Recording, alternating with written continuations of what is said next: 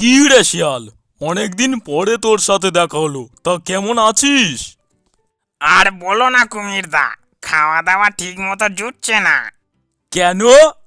জঙ্গলে একটাও শিকার নেই যে তাদের ধরে খাবো, সব তো খেয়ে খেয়ে শেষই করে দিয়েছি।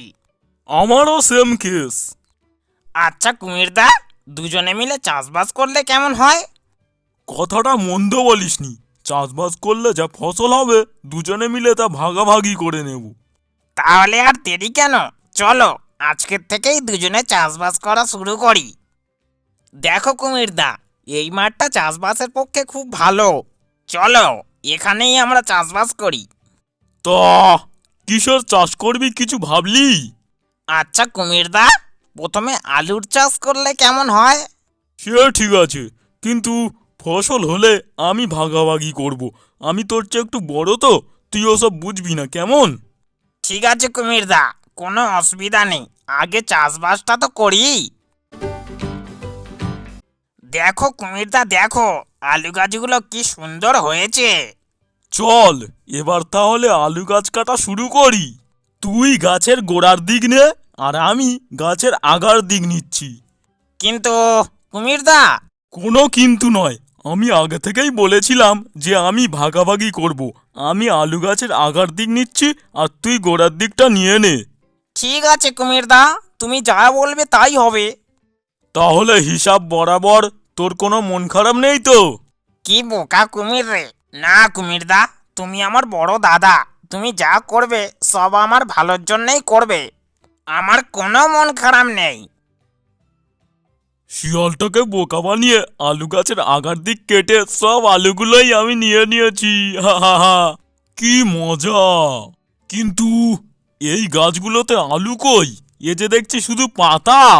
এ ভাই, শিয়ালটা কি আমাকে ঠকিয়ে দিল নাকি? দাঁড়া রে শিয়াল বেটা, আমাকে ঠকানো? পরের বার এবার ধান চাষ করব, তখন আমি গোড়ার দিক নেবো আর তোকে আগার দিক দেব। দেখবো তুই কি করে আমাকে ঠকাস। বড্ড চালাকি না? এবার শিয়ালকে এমন ঠকাবো না। কি গো কুমিরদা, আবার কিছু চাষবাস করবে নাকি? হ্যাঁ রে শিয়াল, এবার ভাবছি একটু ধান চাষ করব। কিন্তু এবারে আমি গোড়ার দিক নেব, আর তুই কিন্তু আগার দিক নিবি, কেমন? হ্যাঁ কুমিরদা, তুমি যা বলবে তাই হবে। দেখ শিয়াল, গাছে কি সুন্দর ধান হয়েছে। হিসাব মতো তাহলে তুই গাছের আগার দিকটা কেটে নে, তারপর আমি গোড়ার দিকটা নিয়ে নেব।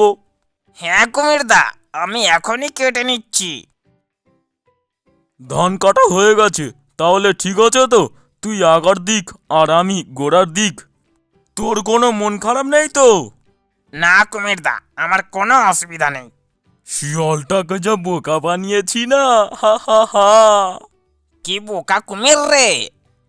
আগের বারে আলু গাছের পাতা নিয়ে গেল, আর এবারে ধান গাছের খড় নিয়ে গেল। হি হি হি। শিয়ালটাকে ভালোই বোকা বানিয়েছি। ধানগুলো সবই নিয়ে চলে এসেছি, হি হি হি। এবারে ঠকিনি তো? না, আরেকবার গাছগুলো ভালো করে দেখে নি। এ কি রে, একটাও তো ধান নেই, শুধু যে খড়। তাহলে কি এবারেও আমার শিয়ালটা ঠকিয়ে দিল?